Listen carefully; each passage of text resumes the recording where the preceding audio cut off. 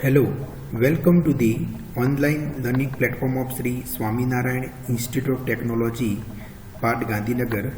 Myself, Professor Gaurang Patel, your instructor for the course Microwave Engineering. Dear students, in the last class, we have discussed about input impedance of short-circuited transmission line. We have also discussed about input impedance of open-circuited transmission line. And we have also discussed about input impedance of quarter wave transmission line. So if you look at that formulas, then this is the formula of the input impedance of open circuited transmission line. So you can see the formula is given as Zin is equal to minus j Z0 cot beta L. बच्चों ये formula आपको याद रखना है because आज हम जो भी न्यूमेरिकल्स कैलकुलेट करेंगे उसमें ये सब फॉर्मूला का यूज करने वाले हैं, तो आपको ये फॉर्मूलाज याद रखने हैं. We have also discuss about input impedance of short circuited transmission line.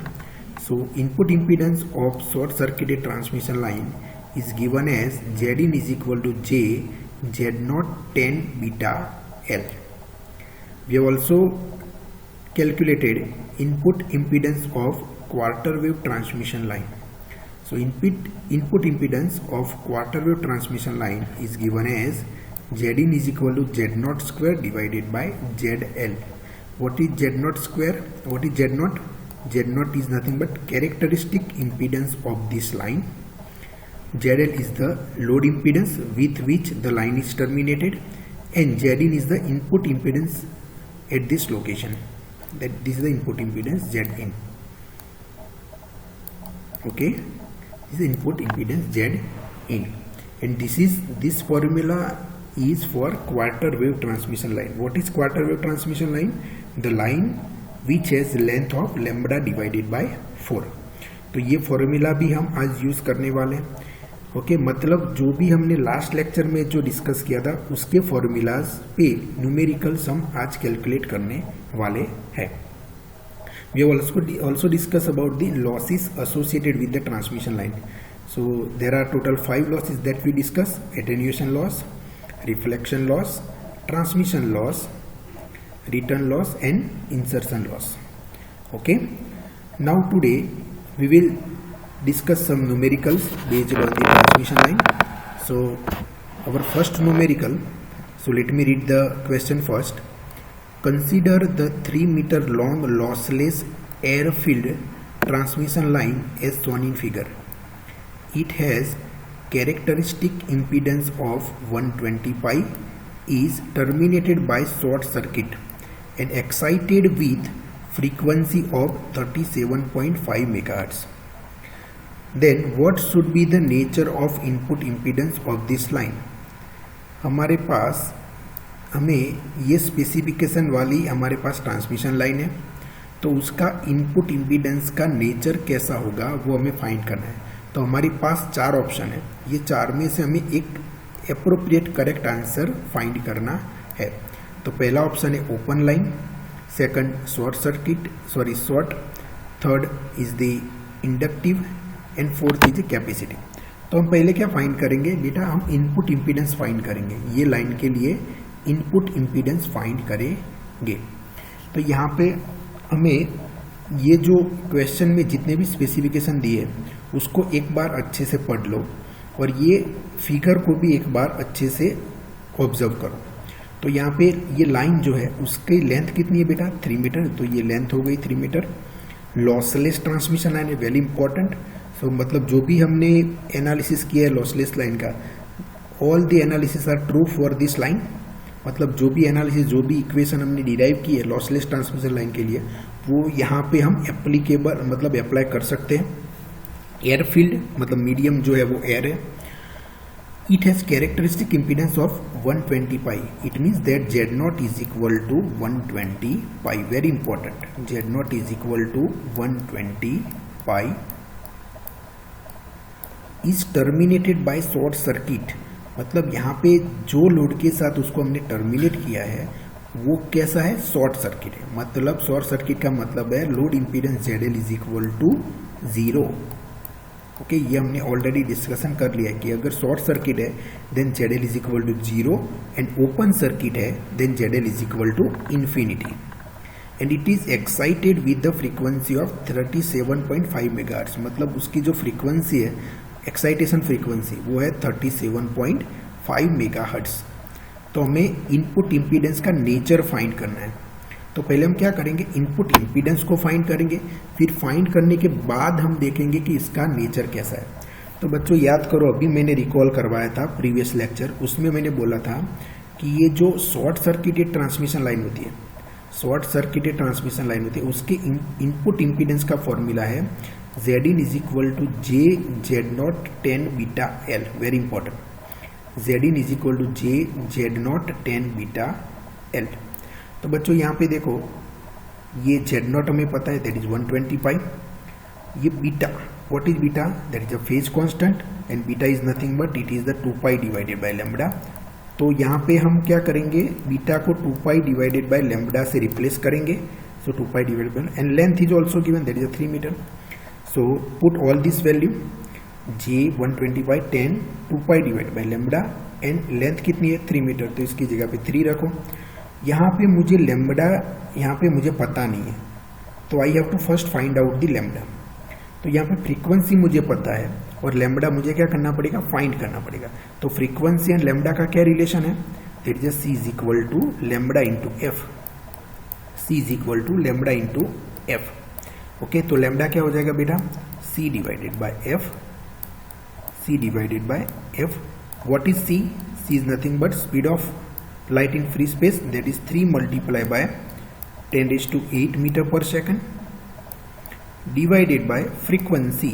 That frequency is given, excitation frequency is 37.5 megahertz, that is the 37.5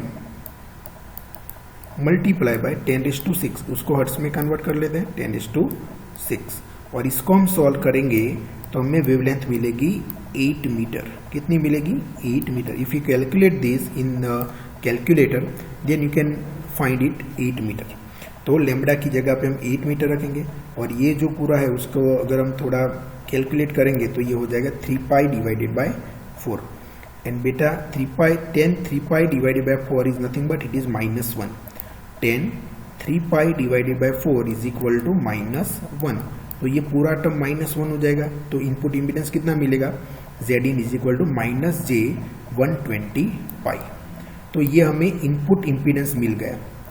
अब यहाँ पे हमें चेक करना कि ओपन है, नहीं ओपन नहीं है। ओपन होता तो वो इन्फिनिटी होता, शॉर्ट है, शॉर्ट भी नहीं है। शॉर्ट होता तो उसकी वैल्यू 0 होती। अब इंडक्टिव या कैपेसिटी में से दोनों में से एक कोई आंसर है। अब हमें चेक करना है कि इंडक्टर होता है उसका इम्पीडेंस एंड कैपेसिटर का इम्पीडेंस, दोनों के फॉर्मूला याद करो।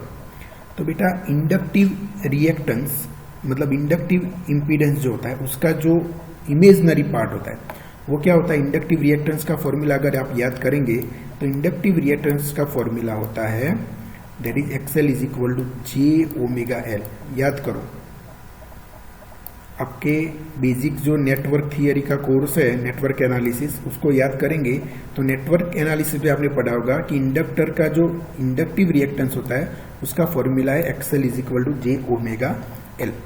सिमिलरली अगर मैं कैपेसिटर की बात करूं तो कैपेसिटर का कैपेसिटिव रिएक्टेंस होता है j/ωc। j/ωc। अब बताओ बच्चों, अगर मैं ω/c को ऊपर ले जाऊंगा तो ये क्या हो जाएगा, -j⍵c हो जाएगा। बोलो, याद करो, इसको मैं ऊपर ले जाऊं तो क्या हो जाएगा, -j⍵c। मतलब यहाँ पे ये रिएक्टेंस किसका माइनस है, इंपीडेंस किसका माइनस होता है, कैपेसिटर का। तो आंसर कौन सा आएगा, कैपेसिटिव। मतलब नेचर कैसा है इसका, इंपीडेंस का कैपेसिटिव। कैसा है, capacitive. So D is the correct answer. तो बच्चों इस टाइप के न्यूमेरिकल आप गेट टाइप के जो कॉम्पिटिटिव एग्जामिनेशन है उसमें भी आप ये सब क्वेश्चन एक्सपेक्ट कर सकते हो। तो दिस टाइप ऑफ क्वेश्चन में ask in GATE type competitive examination. मतलब आप कॉम्पिटिटिव एग्जामिनेशन देंगे तो उसमें माइक्रोवेव इंजीनियरिंग से इस टाइप के क्वेश्चंस आप एक्सपेक्ट कर सकते हो। ओके, समझ में आ गया? Good. Now next moves toward the second question, second numerical. So first let me read the question first.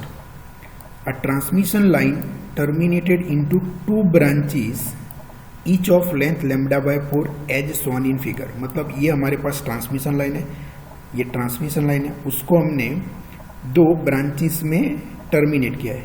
This is the first branch, this is the second branch, और दोनों की लेंथ कितनी है? Lambda by 4. Lambda by 4 length है, इसका मतलब ये दोनों क्वार्टर वेव ट्रांसमिशन लाइन है. The branches are terminated by 50 ohm load. मतलब ये ब्रांचेस को जो हमने टर्मिनेशन किया है वो कितने लोड से किया है? ZL is equal to 50 ohm. ये दोनों में ZL is equal to 50 ohm है. The lines are lossless, very important. ये लॉसलेस लाइन है, मतलब जो भी लॉसलेस लाइन के लिए हमने एनालिसिस किया है वो सब एनालिसिस यहाँ पे हम अप्लाई कर सकते हैं. And have the characteristic impedance as shown in figure. मतलब ये दोनों जो लाइन है जिससे हमने ये लाइन को टर्मिनेट किया है उसके कैरेक्टरिस्टिक इम्पीडेंस कितना है? 100 ओम. इसका कैरेक्टरिस्टिक इम्पीडेंस कितना है? 100 ohm. Determine the impedance Z in as seen by the source. मतलब ये सोर्स यहाँ पे लगा होगा, ये सुनो यहाँ पे सोर्स होगा, तो सोर्स से हमें ये लाइन का इनपुट इम्पीडेंस कितना होगा वो हमें फाइंड करना है. मतलब मुझे यहाँ पे इम्पीडेंस कितना मिलेगा वो मुझे फाइंड करना है. तो बच्चों हम क्या करेंगे पहले कि ये जो लाइन है, ये लाइन जो है इसका इम्पीडेंस हम फाइंड करेंगे, इनपुट इम्पीडेंस. ये लाइन का भी इनपुट इम्पीडेंस फाइंड करेंगे. सपोज ये जो लाइन है इसके इनपुट इम्पीडेंस को मैं डिनोट करता हूँ ZB से. ये जो लाइन है इसके इनपुट इम्पीडेंस को मैं डिनोट करता हूँ ZB से. ये लाइन के इनपुट इम्पीडेंस को मैं डिनोट करता हूँ ZA से. तो हम क्या करेंगे? ZA एंड ZB फाइंड करेंगे. एक बार हमें ये इनपुट इम्पीडेंस यहाँ पे मिल गया, यहाँ पे इनपुट इम्पीडेंस मिल गया, तो इक्विवेलेंट लोड, ये ट्रांसमिशन लाइन का इक्विवेलेंट लोड इम्पीडेंस हमें मिल जाएगा. अगर हमें ये लाइन का इक्विवेलेंट लोड इम्पीडेंस मिल गया तो इजीली हम इसका इनपुट इम्पीडेंस फाइंड कर सकते हैं. तो बच्चों यहाँ पे कौन सी लाइन है पहले वो आइडेंटिफाई करो. तो ये जो लाइन है, तीनों लाइन है, ये लाइन और ये लाइन, तीनों की लेंथ लैम्डा बाय 4 है. इसका मतलब ये तीनों line quarter wave transmission line है. कैसी है बेटा? Quarter wave transmission line, quarter wave transmission lines है, क्वार्टर वेव ट्रांसमिशन लाइन्स है. मतलब क्वार्टर वेव ट्रांसमिशन लाइन का जो इनपुट इम्पीडेंस का फॉर्मूला है वो यहाँ पे हम ZA ZB फाइंड करने के लिए यूज कर सकते हैं. सो let's first find ZA and ZB. तो ZA क्या होगा? याद करो, क्वार्टर वेव ट्रांसमिशन लाइन के लिए input impedance, characteristic impedance and load impedance का क्या रिलेशन है? That is ZIN is equal to Z0 square divided by ZL. Z0 square divided by ZL. ये रिलेशन हमने लास्ट लेक्चर में discussion किया था, डिराइव किया था. तो अब यही फॉर्मूला हमें ये लाइन का इनपुट इम्पीडेंस फाइंड करने के लिए यूज करना है. सिमिलरली ये लाइन का इनपुट इम्पीडेंस फाइंड करने के लिए भी सेम फॉर्मूला यूज करना है, बिकॉज दोनों क्वार्टर वेव ट्रांसमिशन है जिसकी लेंथ लैम्डा बाय 4 है. तो ZA क्या मिलेगा हमें? पहले ZA फाइंड करता है. इस लाइन का, ये लाइन का इनपुट इम्पीडेंस, तो ZA क्या हो जाएगा? Z0 square divide by ZL. यहाँ पे Z0 कितना है? 100, तो 100 स्क्वायर. ZL कितना है? 50 ओम ये लाइन के लिए, तो यहाँ पे 50 ओम रखेंगे. तो कितना मिलेगा हमें ये लाइन का input impedance? That is ZA is equal to 200 ohm. Very important. Similarly ये लाइन का इनपुट इम्पीडेंस को हमने ZB से डिनोट किया है, तो ZB क्या हो जाएगा? सेम ये भी क्वार्टर वेव ट्रांसमिशन लाइन है, तो ZB is equal to Z0 square divided by ZL. Z0 कितना है यहाँ पे ये लाइन के लिए? 100, तो 100 स्क्वायर डिवाइडेड बाय ZL कितना है? 50 ओम, तो ये 50 हो जाएगा. तो इसका भी इनपुट इम्पीडेंस आएगा 200 ओम. मतलब ये लाइन और ये लाइन दोनों के इनपुट इम्पीडेंस हमें कितने मिले? सेम 200 ओम, 200 ओम. तो अगर अब देखो कि ये दोनों जो इनपुट इम्पीडेंस यहाँ पे ZA मिला और यहाँ पे ZB मिला, दोनों इम्पीडेंस एक दूसरे के साथ पैरेलल में है. कैसे बेटा? पैरेलल. वो कैसे पता चलेगा? तो सिंपली अगर मैं यहाँ पे करंट मतलब इंसिडेंट करूँ ये लाइन में, तो यहाँ पे करंट क्या होगा? ये दोनों ब्रांच में डिवाइड होगा. यहाँ पे करंट में फ्लो करवाऊँ ये लाइन से, तो इस लाइन में करंट क्या होगा? डिवाइड होगा. मतलब करंट कहाँ पे डिवाइड होता है? जहाँ पे पैरेलल कनेक्शन होता है वहाँ पे करंट डिवाइड होता है, सीरीज कनेक्शन में करंट सेम रहता है, लेकिन यहाँ पे करंट डिवाइड हो रहा है। इसका मतलब यहाँ पे ये दोनों के बीच में पैरेलल कनेक्शन है। पैरेलल कनेक्शन मतलब ZA and ZB are in parallel. तो इक्विवेलेंट इंपीडेंस कितना होगा, तो इक्विवेलेंट इंपीडेंस कितना होगा ZA एंड ZB का, that is ZA parallel ZB। तो हमें पता है कि ये पैरेलल इंपीडेंस कैसे फाइंड करते हैं, that is ZA into ZB divided by ZA plus ZB। और इसको आप सॉल्व करेंगे तो आपको आंसर मिलेगा 100 ओम। मतलब यहाँ पे जो इंपीडेंस मिलेगा आपको ये जगह पे, यहाँ पे जो इंपीडेंस मिलेगा वो कितना होगा 100 ओम। इक्विवेलेंट इंपीडेंस कितना होगा 100 ओम। तो अगर मैं ये पूरी ट्रांसमिशन लाइन को रीड्रॉ करूँ इन टर्म्स ऑफ इंपीडेंस, तो हमें कैसी लाइन मिलेगी, ये पूरा एज इट इज रहेगा, that is this line remains as it is, Z naught is equal 50 ohm. इसकी लेंथ कितनी है λ/4, तो ये इतना पोर्शन एज इट इज रहेगा। और यहाँ पे ये पूरा जो ये दोनों ट्रांसमिशन लाइन है उसको मैं इक्विवेलेंटली लोड इंपीडेंस ऑफ 100 ओम से रिप्रेजेंट कर सकता हूँ, बिकॉज हमने फाइंड किया है 100 ओम की इंपीडेंस। तो यहाँ पे इक्विवेलेंट लोड इंपीडेंस हो जाएगा 100 ओम। समझ में आ गया, यस और नो। तो ये line Z naught is equal 50 ओम हो गई, और इसके दोनों के जो इक्विवेलेंट इंपीडेंस हमने फाइंड किया वो हमें मिला 100 ओम। तो यहाँ पे मैं इसको रिप्रेजेंट कर सकता हूँ 100 ओम से, ये लाइन को मैं रिप्रेजेंट कर सकता हूँ 100 ओम से, ये दोनों इक्विवेलेंटली। तो ये 100 ओम गए। अब आप देखो ये हमें फाइंड क्या करना है, अभी हमें डेस्टिनेशन, हमारा जो फाइनल आंसर है वो अभी मिला नहीं है, हमें ये इंपीडेंस फाइंड करना है Z इन यहाँ पे। तो अब हमने ये सिंप्लीफाइड इसका इक्विवेलेंट सर्किट ड्रॉ कर दिया। तो इक्विवेलेंट सर्किट हमें ऐसा मिला। तो आप देख सकते हो कि ये जो ट्रांसमिशन लाइन है एक ट्रांसमिशन लाइन ही है जिसका कैरेक्टरिस्टिक इंपीडेंस 50 ओम है, जिसका लोड इंपीडेंस है 100 ओम, और इसकी लेंथ है λ/4। मतलब ये क्वार्टर वेव ट्रांसमिशन लाइन है। तो इसका इनपुट इंपीडेंस हमें फाइंड करना है। तो क्वार्टर वेव ट्रांसमिशन लाइन का इनपुट इंपीडेंस का फॉर्मूला क्या है, Z in is equal to Z naught square divided by ZL। तो ये फॉर्मूला अप्लाई करना है, Z in is equal to Z naught square divided by ZL। यहाँ पे ये लाइन का कैरेक्टरिस्टिक इंपीडेंस कितना है 50, तो 50 स्क्वायर, और ये इक्विवेलेंट इंपीडेंस ZL मतलब Z इक्विवेलेंट। तो ZL कितना मिला, इक्विवेलेंट कितना मिला 100 ओम। तो इसकी जगह पे 100 लिखेंगे। ओके, तो इसको आप सॉल्व करेंगे कैलकुलेटर में तो आपको आंसर मिलेगा Z in is equal to 25 ohm. Okay, तो हमें ये लाइन का इनपुट इंपीडेंस Z in कितना मिला 100 ohm as seen by the source. Okay, तो आई होप कि आपको ये एग्जांपल क्लियर हो गया होगा। Let's move forward towards the next example. So in the next example let me first read the question. In the circuit shown below all the transmission lines are lossless. Very important, यहाँ पे जितनी भी transmission line आपको दिख रही है सब transmission line lossless है। सो जो भी एनालिसिस हमने लॉसलेस ट्रांसमिशन लाइन के लिए पढ़ा है वो हम यहाँ पे अप्लाई कर सकते हैं। Then what I have to find out, find the VSWR on 60 ohm line.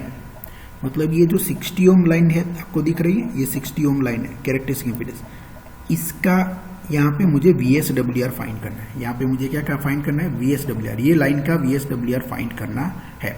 मतलब यहाँ पे आप देख सकते हो कि यू कैन फाइंड 3 लाइन्स। तो ये पहली लाइन हो गई आपकी जिसका आपको VSWR फाइंड करना है, और इसका लोड इंपीडेंस कितना है, सॉरी कैरेक्टरिस्टिक इंपीडेंस कितना है 60 ओम। तो ये जो पिंक कलर की लाइन है वो फर्स्ट लाइन हो गई आपकी। ये ब्लू कलर की जो लाइन है वो आपकी सेकंड लाइन है जिसका कैरेक्टरिस्टिक इंपीडेंस है 30 डिवाइडेड बाय √2, और इसका लोड इंपीडेंस है 30 ओम। मतलब it is terminated with the load impedance of 30 ओम, और उसकी लेंथ है λ/4। मतलब ये क्वार्टर वेव ट्रांसमिशन लाइन है। ओके, और यहाँ पे आपको ये ब्लैक कलर की जो लाइन है वो थर्ड ट्रांसमिशन लाइन है, और थर्ड ट्रांसमिशन लाइन की लेंथ कितनी है λ/8, इसकी लेंथ है λ/8। उसका कैरेक्टरिस्टिक इंपीडेंस है 30 ओम, और उसको जो हमने क्या किया है short circuited, it is short circuited. मतलब it is terminated with the short circuit. मतलब ZL is equal to 0, ZL is equal to 0। तो ये लाइन के लिए ZL इज इक्वल टू 0 है, ये लाइन के लिए ZL इज इक्वल टू 30 ओम है, और ये सबके कैरेक्टरिस्टिक इंपीडेंस आपको पता है। तो हमें ये लाइन पे कितना VSWR होगा वो फाइंड करना है। तो बच्चों VSWR फाइंड करना है तो VSWR का फॉर्मूला अगर आप याद करेंगे, then rho is equal to 1 plus 1 plus mod gamma L that is the reflection coefficient divided by 1 minus mod gamma L, अगर आपको याद है तो। ओके, तो ये VSWR का फॉर्मूला जो हमें फाइंड करना है, ये VSWR हमें फाइंड करना है। अब गामा एल क्या है? Reflection coefficient. अब रिफ्लेक्शन कोएफिशिएंट का भी फॉर्मूला आपको पता है कि gamma L is equal to क्या होता है? ZL minus Z0 divided by ZL plus Z0, ZL plus Z0। Okay, हमें कौन सी लाइन का VSWR फाइंड करना है? ये लाइन का, मतलब ये लाइन का लोड इंपीडेंस मुझे फाइंड करना पड़ेगा। ये लाइन का लोड इंपीडेंस मैं फाइंड करूंगा तो मुझे रिफ्लेक्शन कोएफिशिएंट मिल जाएगा। रिफ्लेक्शन कोएफिशिएंट मिल जाएगा तो मुझे VSWR इजीली मिल जाएगा। फिर से मुझे पिंक कलर की जो लाइन है, पिंक कलर की जो लाइन है फर्स्ट ट्रांसमिशन लाइन, उसका VSWR फाइंड करना है। तो उसके VSWR फाइंड करने के लिए उसका रिफ्लेक्शन कोएफिशिएंट फाइंड करना पड़ेगा, और रिफ्लेक्शन कोएफिशिएंट फाइंड करने के लिए मुझे ZL एंड Z0 चाहिए। Z0 तो गिवन है 60 ओम, बट इसका लोड इंपीडेंस मुझे पता नहीं है, तो उसका लोड इंपीडेंस मुझे फाइंड करना पड़ेगा। तो उसका लोड इंपीडेंस क्या होगा बच्चों? इसका लोड इंपीडेंस मतलब the input impedance seen at this location, मतलब ये दोनों ट्रांसमिशन लाइन में जो इंपीडेंस देखने को मिल रहा है हमें, the impedance seen in this by this two transmission line is nothing but load impedance for this transmission line. मतलब ये दोनों ट्रांसमिशन लाइन का इनपुट इंपीडेंस जो यहाँ पे दिख रहा है हमें, वो इसका लोड इंपीडेंस हो जाएगा। तो हम क्या करेंगे? ये दोनों ट्रांसमिशन लाइन के इनपुट इंपीडेंस फाइंड करेंगे, और ये इनपुट इंपीडेंस का इक्विवेलेंट इंपीडेंस फाइंड करेंगे, वो ये लाइन का लोड इंपीडेंस बनेगा। फिर से इसका लोड इंपीडेंस फाइंड करना है तो हम क्या करेंगे? ये जो ब्लू कलर की ट्रांसमिशन लाइन है और ये ब्लैक कलर की ट्रांसमिशन लाइन है, दोनों के इनपुट इंपीडेंस फाइंड करेंगे, और इसका equivalent impedance will be load impedance for this transmission line. Okay, तो हम क्या करेंगे? पहले ये ब्लू कलर की ट्रांसमिशन लाइन का इनपुट इंपीडेंस को हम डिनोट किया है ZA से। ये जो लाइन है शॉर्ट, मतलब ये ब्लैक कलर की, उसके इनपुट इंपीडेंस को हम डिनोट करते हैं ZB से। तो ZA एंड ZB पहले फाइंड करेंगे। So let's first find out ZA। तो ये क्वार्टर वेव ट्रांसमिशन लाइन है, तो क्वार्टर वेव ट्रांसमिशन लाइन में इनपुट इंपीडेंस का फॉर्मूला क्या है? That is Zin is equal to Z0 square divided by ZL, Z0 square divided by ZL। तो ये Z0 कितना है? 30√2, so 30√2 square divided by ZL। Load impedance कितना है? 30 ओम, तो 30 हो गया। तो इसका इनपुट इंपीडेंस हमें ZA मिल गया 60 ओम। मतलब ये ब्लू कलर की लाइन का इनपुट इंपीडेंस मुझे मिल गया 60 ओम। सिमिलरली ये ब्लैक कलर की ट्रांसमिशन लाइन का इनपुट इंपीडेंस हम फाइंड करें, जो इसको हमने डिनोट किया है ZB से। तो ZB ये शॉर्ट सर्किटेड ट्रांसमिशन लाइन है। तो याद करो previous lecture, for short circuited transmission line input impedance is nothing but JZ0 10 beta L। तो यहाँ पे ZB क्या हो जाएगा? JZ0 10 beta L। Z0 कितना है? 30 ओम, तो Z0 की जगह पे 30 ओम लिख दो। Beta that is 2 pi divided by lambda, 2 pi divided by lambda, and L इसकी लेंथ कितनी है? लैम्डा डिवाइडेड बाय 8, तो लैम्डा लैम्डा कैंसल्ड, तो ये क्या हो जाएगा? 10 पाई बाय 4 हो जाएगा। अब याद करो 10 पाई बाय 4 मतलब 1, 10 पाई बाय 4 क्या होता है? 1, 10 pi by 4 is equal to 1। तो ये कितना होगा? ZB इज इक्वल टू कितना हो जाएगा बच्चों? J30 ohm. So ZB is equal to J30 ohm. Okay, तो ये दोनों लाइन के इनपुट इंपीडेंस मिल गए। अब आप चेक करो कि ये दोनों जो ट्रांसमिशन लाइन है वो सीरीज में है कि पैरेलल में? तो वो सीरीज में। अगर मैं यहाँ से करंट मतलब फ्लो करवाऊँ तो same current will flow through the both the transmission line, मतलब बोथ आर इन सीरीज। तो मतलब ये दोनों का क्या हो जाएगा? Sum. So equivalent impedance Z equivalent is equal to ZA plus ZB। तो ZA कितना है? 60 प्लस ZB कितना है? J30। तो इक्विवेलेंट इंपीडेंस मिल गया ये लोकेशन पे। तो इसको अगर मैं रिड्रॉ करूँ इक्विवेलेंट सर्किट तो क्या हो जाएगा? ये यहाँ पे ये पूरा जो है उसको मैं इक्विवेलेंट इंपीडेंस से रिप्रेजेंट कर सकता हूँ, दैट इज 60 प्लस J30। तो ये Z इक्विवेलेंट हो गया, ये Z0 हो गया, that is 60 ohm, that is Zin। अब हमें क्या फाइंड करना है? VSWR। तो VSWR का फॉर्मूला यूज करो, that is 1 plus mod gamma L divide by 1 minus mod gamma L. अब पहले मुझे क्या फाइंड करने का पड़ेगा? ये लाइन पे रिफ्लेक्शन कोएफिशिएंट फाइंड करना पड़ेगा। तो रिफ्लेक्शन कोएफिशिएंट का फॉर्मूला क्या है? Z L minus Z not divided bye Z L plus Z not. यहाँ पे जेड एल की जगह पे जेड इक्विवेलेंट हमने रिप्रेजेंट किया है, तो Z equivalent minus Z not divided bye Z equivalent plus Z not. तो ये क्या हो जाएगा, जेड नॉट कितना है, दैट इज जेड इक्विवेलेंट कितना मिला है 60 plus J 30 minus 60 divided by 60 plus J 30 plus 60।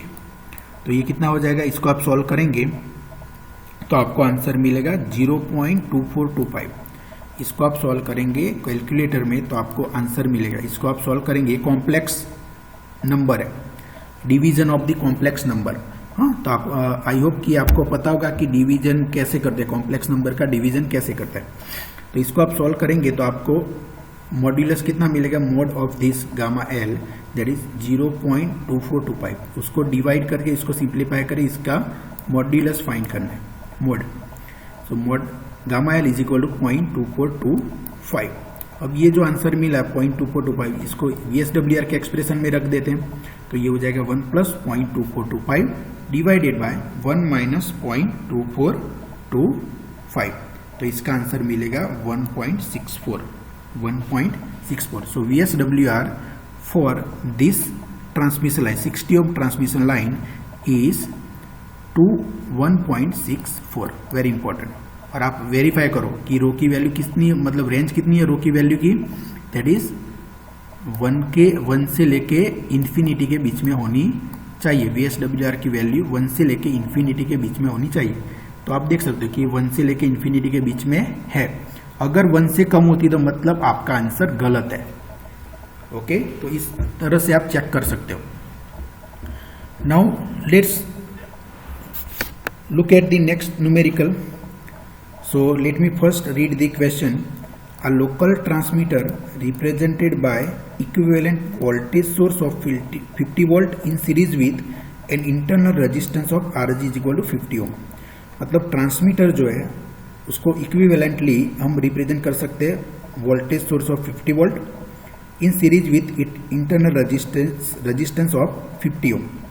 Okay, तो मतलब ये जो आप ग्रीन कलर में देख सकते हो वो लोकल ट्रांसमीटर है जिसका वोल्टेज है 50 वोल्ट और इसका इंटरनल रेजिस्टेंस है 50 ohm. Okay, and it is operating at 500 megahertz, उसकी ऑपरेटिंग फ्रीक्वेंसी है 500 megahertz. The transmitter is connected to antenna, ये ट्रांसमीटर को एंटेना के साथ कनेक्ट किया है। And antenna is being represented by complex load of ZL is equal 200 minus J50। मतलब जो एंटेना यहाँ पे लगा है उसको हम इक्विवेलेंटली रिप्रेजेंट कर सकते हैं complex load of ZL is equal 200 minus J50 through a 4 metre long 50 ohm Teflon filled lossless transmission line. मतलब जो एंटेना है उसको हमने लॉसलेस ट्रांसमिशन लाइन से रिप्रेजेंट किया है जिसका लोड इम्पीडेंस है 200 माइनस J50, इसका कैरेक्टरिस्टिक इम्पीडेंस है 50 ओम और इसकी लेंथ कितनी है 4 मीटर। मतलब ये एंटेना जो पार्ट है, एंटेना का पार्ट है उसको हमने एक ट्रांसमिशन लाइन से रिप्रेजेंट किया है जिसका लोड है 200 माइनस J50, इसकी लेंथ है 4 मीटर और उसका कैरेक्टरिस्टिक इम्पीडेंस है 50 ओम। ओके, एंड ये ट्रांसमिशन लाइन टेफ्लॉन फील्ड है। कैसी है, टेफ्लॉन फील्ड है। और टेफ्लॉन फील्ड की परमिटिविटी, रिलेटिव परमिटिविटी यहाँ पे दी गई 2.10। तो epsilon R of Teflon filled line is equal to 2.1। मतलब ये जो लाइन है उसकी रिलेटिव परमिटिविटी है 2.1। और ये रिलेटिव परमिटिविटी, परमिएबिलिटी, ये सब चीज़ आपने ऑलरेडी आपके इलेक्ट्रोमैग्नेटिक कोर्स में आप पढ़ के आए हो। So no need to explain it again. तो इतना समझ में आ गया। तो ये लाइन के लिए मुझे दो चीज़ फाइंड करने हैं, find reflection coefficient and VSWR at the load. Reflection coefficient and VSWR find करना है and find input impedance in by the transmitter. मतलब ये ट्रांसमीटर से का इनपुट इम्पीडेंस मुझे फाइंड करना है Zin। ओके, तो ये दो चीज़ हमें फाइंड करनी है। तो पहले क्वेश्चन नंबर 1 को सॉल्व करते हैं, फिर बाद में क्वेश्चन नंबर 2 को सॉल्व करेंगे। तो क्वेश्चन नंबर 1 में reflection coefficient and VSWR find करना है। तो सिंपल है, रिफ्लेक्शन कोएफिशिएंट का फॉर्मूला क्या है, that is gamma L is equal to ZL minus Z0 divided by ZL plus Z0। ZL मुझे पता है, Z0 भी पता है, तो ये दोनों रख दो यहाँ पे। ZL कितना है 200 माइनस J50, Z0 कितना है 50। ओके, तो ये दोनों यहाँ पे रख दो और इसको आप सॉल्व करेंगे तो आपको दो कॉम्प्लेक्स नंबर का डिवीजन मिलेगा, और कॉम्प्लेक्स नंबर का डिवीजन आप आपके इंजीनियरिंग मैथमेटिक्स में कैसे करते हैं आपको पता है। अब इसको आप सॉल्व करेंगे तो आपको रिफ्लेक्शन कोएफिशिएंट मिलेगा 0.62, मतलब इसका मैग्नीट्यूड मिलेगा 0.62 और इसका एंगल मिलेगा -0.1244। ओके, तो reflection coefficient magnitude is 0.62 and its angle is -0.1244. Okay, now next I have to find out the VSWR. तो रिफ्लेक्शन कोएफिशिएंट पता है तो VSWR इजी है। So what is the formula of the VSWR? That is 1 plus mod gamma L divided by 1 minus mod gamma L, और इसका magnitude कितना है? mod gamma L मतलब magnitude of the reflection coefficient. तो reflection coefficient का magnitude कितना है? 0.62, तो यहाँ पे 0.62 रखेंगे। सो 1 प्लस 0.62 डिवाइडेड बाय 1 माइनस 0.62, तो VSWR कितना मिलेगा बच्चों? 4.27। इसको आप सॉल्व करेंगे कैलकुलेटर में तो आपको VSWR मिलेगा 4.27। Again VSWR is in between 1 to infinity, it's value is between 1 to infinity। And अगर आप चेक करेंगे रिफ्लेक्शन कोएफिशिएंट तो उसकी वैल्यू 0 से लेके 1 तक है, और हमें पता है कि range of values for reflection coefficient between 0 and 1, तो ये है 0.62। तो ये क्वेश्चन 1 क्लियर हो गया। Okay, find reflection coefficient VSWR at the load. Now next I have to find out the input impedance seen by the transmitter. इसका input impedance मुझे find करना है।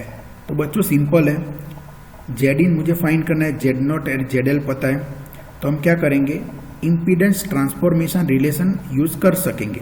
ओके, ये पूरे ट्रांसमिशन लाइन के लिए इंपीडेंस ट्रांसफॉर्मेशन फॉर्मूला यूज करेंगे। तो इंपीडेंस ट्रांसफॉर्मेशन फॉर्मूला क्या है?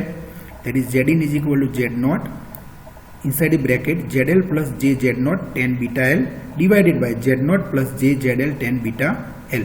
Z0 की वैल्यू मुझे पता है, ZL मुझे पता है, लेकिन यहाँ पे मुझे ये बीटा मुझे पता नहीं है। What is the value of beta? That I have to find out. Okay, तो बीटा मुझे फाइंड करना पड़ेगा, और लेंथ भी पता है दैट इज 4 मीटर, तो मुझे बेसिकली बीटा फाइंड करना पड़ेगा। तो बीटा क्या होता है? तो अगर आप याद करो तो phase velocity is given as Vp is equal to omega divided by beta. Phase velocity का फॉर्मूला है ओमेगा डिवाइडेड बाय बीटा। अगर मैं बीटा को यहाँ पे सब्जेक्ट बनाऊं तो बीटा हो जाएगा omega divided bye Vp, omega divided bye Vp। What is Vp? That is the phase velocity. What is beta? Phase constant. Okay, what is omega? That is a radian frequency, और omega तो मुझे पता है that is 2πf। Omega is nothing but 2πf divided by Vp। अब f मुझे पता है, f कितना है? That is the, I think it is the 500 megahertz, तो 2πf तो मुझे इजीली मिल जाएगा। लेकिन अगर मुझे बीटा फाइंड करना है तो मुझे Vp फाइंड करना पड़ेगा, फेज वेलोसिटी मुझे फाइंड करनी पड़ेगी। मतलब फेज वेलोसिटी मतलब ये जो ट्रांसमिशन लाइन है उस पर जो वेव ट्रांसमिट मतलब प्रोपोगेट होगा उसकी फेज वेलोसिटी मुझे फाइंड करनी पड़ेगी। अब इंपॉर्टेंट चीज यहाँ पे नोट करो, अगर ये ट्रांसमिशन लाइन एयर फील्ड होती, एयर फील्ड मतलब उसमें एयर होती, एयर फील्ड होती तो फेज वेलोसिटी क्या होती? That is equal to the speed of light in free space, that is 3 multiply 10⁸। लेकिन ये टेफ्लॉन फील्ड है तो मैं उसको 3 मल्टीप्लाई 10⁸ नहीं ले सकता। तो ये मीडियम जो है टेफ्लॉन मीडियम, उसमें मुझे वेव की वेलोसिटी फाइंड करनी पड़ेगी। तो वो कैसे है? कि अगर आप उसको फाइंड करने के लिए आपको इलेक्ट्रोमैग्नेटिज्म याद करना पड़ेगा। आपका जो इलेक्ट्रोमैग्नेटिक्स आपने पढ़ा है ना, उसमें आपने शायद पढ़ा होगा कि velocity of the wave in the medium depends on permeability and permittivity. कोई भी मीडियम है उसमें जो वेव वेलोसिटी है, velocity of the signal, that depends on the permeability and permittivity of the medium. What is permeability? Mu is the permeability and epsilon that is a permittivity.